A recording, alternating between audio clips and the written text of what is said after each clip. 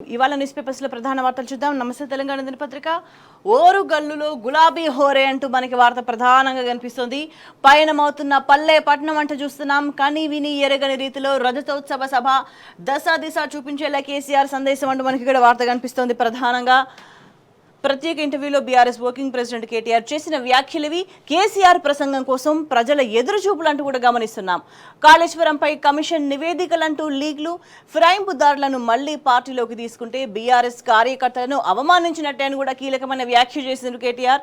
దేశవ్యాప్తంగా మోదీ బీజేపీ ప్రభ తగ్గుతుంది, పహల్గామ్ను రాజకీయానికి వాడుకోవడం నీచం అన్నారు. మేం స్పిరిచువల్లీ హిందూ, పొలిటికల్లీ కాదు అని అన్నారు.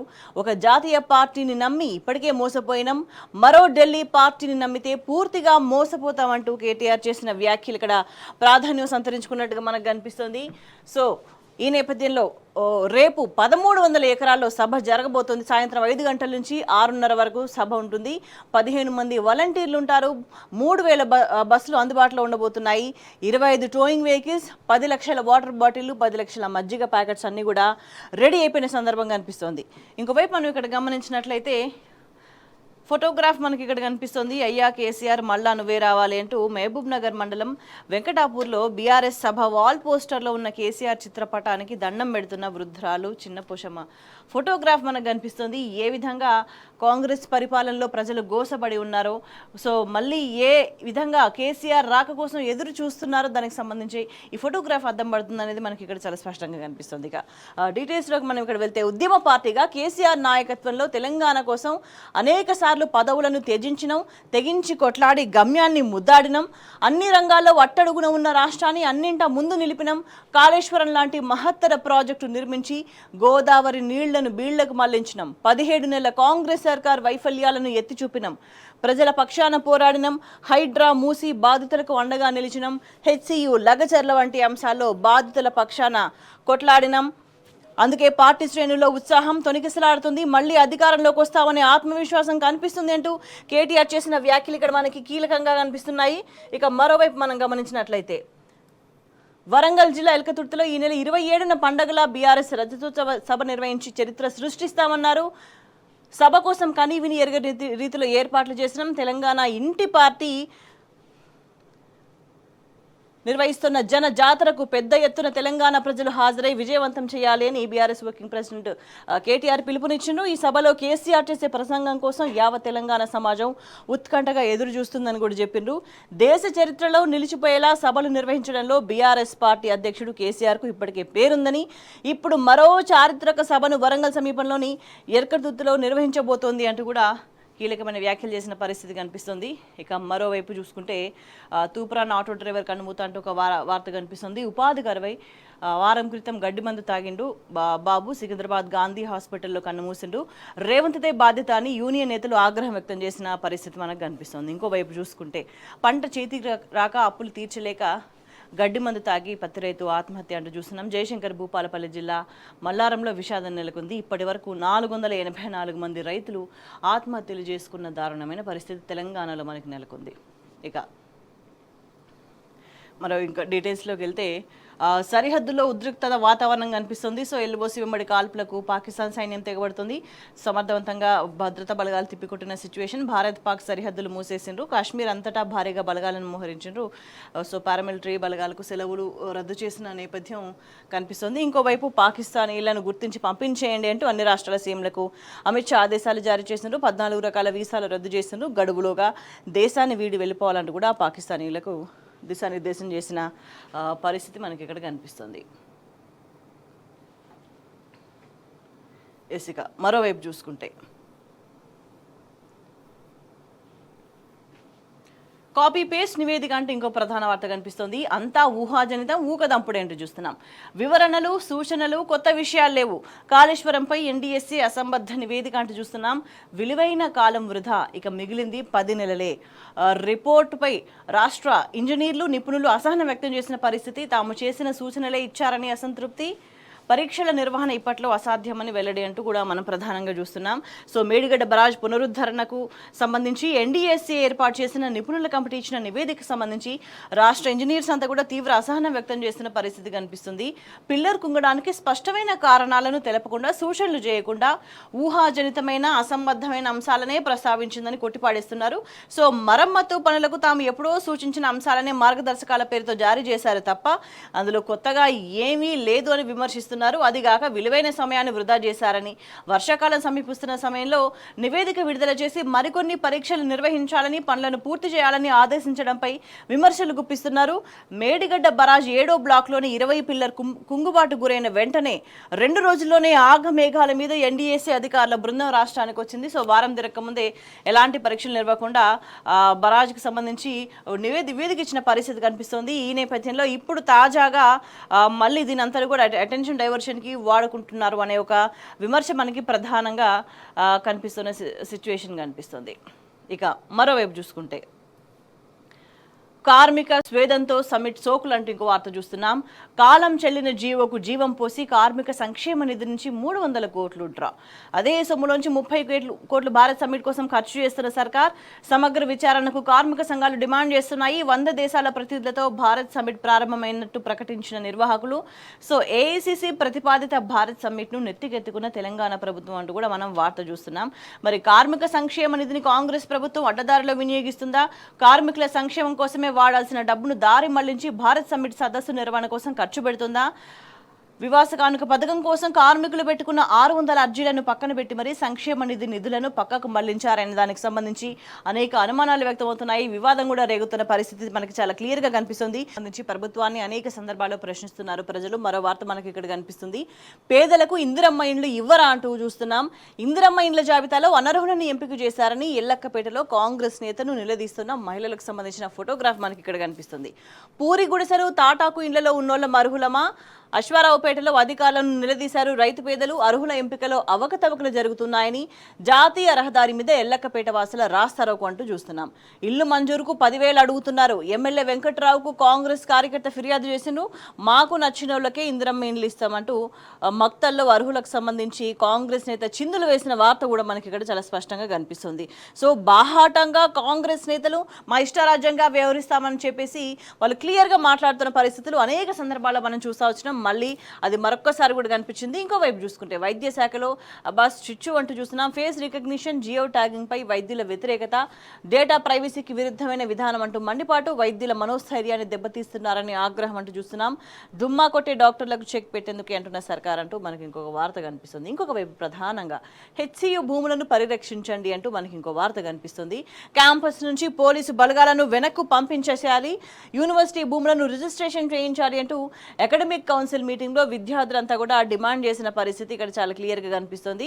సో ఈ సెంట్రల్ యూనివర్సిటీ భూములను పరిరక్షించాలి అంటూ హెచ్సియు స్టూడెంట్స్ యూనియన్ నేతలు అకాడమిక్ కౌన్సిల్ సమావేశంలో అడ్మినిస్ట్రేషన్ విభాగాన్ని కోరిండ్రు. యూనివర్సిటీలో విధానపరమైన నిర్ణయాలు, కార్యాచరణకు సంబంధించి నిర్వహించే అకాడమిక్ కౌన్సిల్ సమావేశం నిన్న జరిగింది. సో 400 ఎకరాల్లో కాంగ్రెస్ సర్కార్ పర్యావరణ జీవ వైవిధ్య విధ్వంసానికి పాల్పడిందని వాళ్ళంతా కూడా చెప్పిండ్రు. సో అల్టిమేట్ గా క్యాంపస్ నుంచి పోలీసు బలగాలను వెనక్కు పంపించేసేయాలి, యూనివర్సిటీ భూములను రిజిస్ట్రేషన్ చేయించాలి అంటూ వాటిని కాపాడడానికి వాళ్ళంతా మాట్లాడిన పరిస్థితి మనకు చాలా క్లియర్గా కనిపిస్తుంది. ఇక ఇంకోవైపు చూసుకుంటే సో ఎక్కడ చూసినా కూడా తెలంగాణ వ్యాప్తంగా బీఆర్ఎస్ రజతోత్సవ సభకు సంబంధించి ప్రధానంగా చర్చ జరుగుతోంది.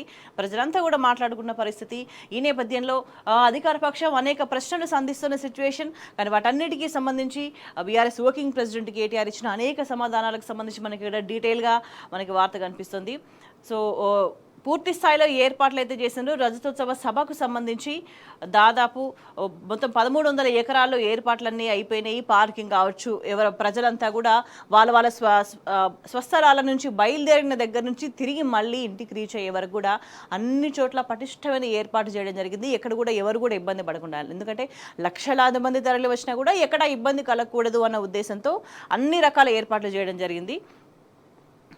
ఇక అనేక క్వశ్చన్స్కి కేటీఆర్ ఆన్సర్ చేసిండ్రు. ఇక్కడ ఇంత పెద్ద ఎత్తున నిర్వహించనున్న సభ ద్వారా ప్రజలకు ఏ సందేశం ఇస్తారు అని అడిగిన ప్రశ్నకు కేసీఆర్ చేసే ప్రసంగం కోసం యావత్ తెలంగాణ సమాజం ఉత్సుకతతో ఎదురు చూస్తుంది. మళ్ళీ అందరూ టీవీలకు అతుక్కుపోయే పరిస్థితి. మేము కూడా ఆయన ఏం చెప్తారోనని ఆసక్తిగా ఎదురు చూస్తున్నాం. పొరుగు రాష్ట్రాల ప్రజలు కూడా అమిత ఆసక్తి ప్రదర్శిస్తున్నారు. గొప్పగా నిర్వహించే సభ ద్వారా కేసీఆర్ ఖచ్చితంగా రాష్ట్ర దిశను నిర్దేశిస్తారు అనే విషయంలో ఎంత మాత్రం సందేహం లేదు అనేది ఇక్కడ కేటీఆర్ స్పష్టం చేసిన పరిస్థితి కనిపిస్తుంది. ఇక అనేక ప్రశ్నలు సంధించిన నేపథ్యంలో బీఆర్ఎస్కి సంబంధించి అడిగిన నేపథ్యంలో సమాధానాలు చెప్పిండ్రు. సో బీఆర్ఎస్ సంస్థాగతంగా ఎందుకంత వీక్గా ఉంది, ఎక్కడ కమిటీలు ఎందుకు లేవు అని అడిగిన క్వశ్చన్కి అట్లాని ఎందుకు అనుకుంటున్నారు, మాకు పూర్తి స్థాయిలో రాష్ట్ర కమిటీ ఉంది, జిల్లా పార్టీ ప్రెసిడెంట్లు ఉన్నారు, నియోజకవర్గాల ఇన్ఛార్జీలు ఉన్నారు, మిగతా పార్టీలకు మాకు తేడా ఏంటంటే ప్రతి నియోజకవర్గ బాధ్యుడే స్టేట్ కమిటీ మెంబర్గా ఉన్నాడు. తెలంగాణ వచ్చాక మేము కొట్లాడింది 3 ఎన్నికలు, వాటిలో మా పని తీరు చూడండి. 2 జీహెచ్ఎంసీ ఎన్నికలు కొట్లాడాం. గతంలో 32కి 32 జిల్లా పరిషత్లు గెలిచాం. 143 మున్సిపాలిటీలకు 136 గెలిచాం. మేము సంస్థాగతంగా బలంగా లేకపోతే ఇవన్నీ ఎట్లా సాధ్యమవుతాయని ఆయన ఆన్సర్ చేసిన పరిస్థితి ఇక్కడ చాలా క్లియర్గా కనిపిస్తుంది.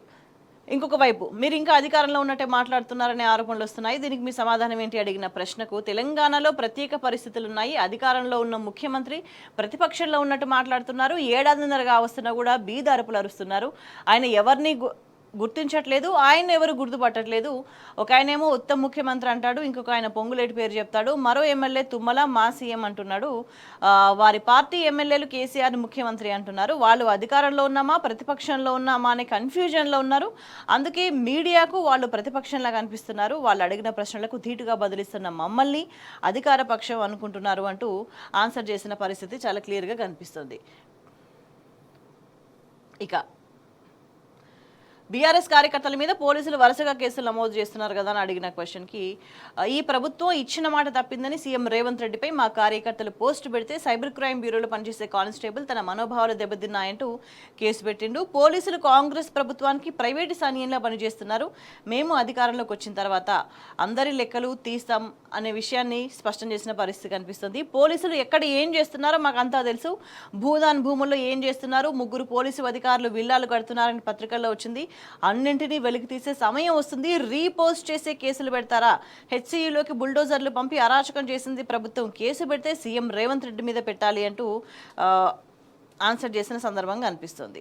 ఇక మరోవైపు చూసుకుంటే కీలకంగా కాంగ్రెస్ నేతలు లేవనెత్తుతున్న ప్రశ్నలకి సమాధానం ఇచ్చిన కాంగ్రెస్ నేతలు మీ పార్టీది టీఆర్ఎస్ ఆవిర్భావమా లేక బీఆర్ఎస్ ఆవిర్భావమా అని ప్రశ్నిస్తున్నారు కదా అని అడిగిన ప్రశ్నకు కేసీఆర్ నాయకత్వంలో పుట్టిన టీఆర్ఎస్గా ఒక విజయం సాధించి బీఆర్ఎస్గా మారిన పార్టీగా ఆవిర్భావ దినోత్సవం జరుపుకుంటున్నాము, అయినా మా పార్టీ పండుగ మేం చేసుకుంటే కాంగ్రెస్ వాళ్ళకు వచ్చిన బాధ ఏంటి, కాంగ్రెస్ నాయకులు ముందు పాలన మీద దృష్టి పెట్టి ప్రభుత్వాన్ని నడపాలి అంటూ ఆన్సర్ చేసిన సందర్భం ఇక్కడ చాలా క్లియర్గా కనిపిస్తుంది. ఇక అనేక కీలక ప్రశ్నలకు కేటీఆర్ నిన్న సమాధానాలు ఇచ్చిండ్రు. అనేక కీలక అంశాలకు సంబంధించి కేటీఆర్ ఆన్సర్ ఇచ్చిన నేపథ్యంలో మనం ఒకసారి గమనిద్దాం.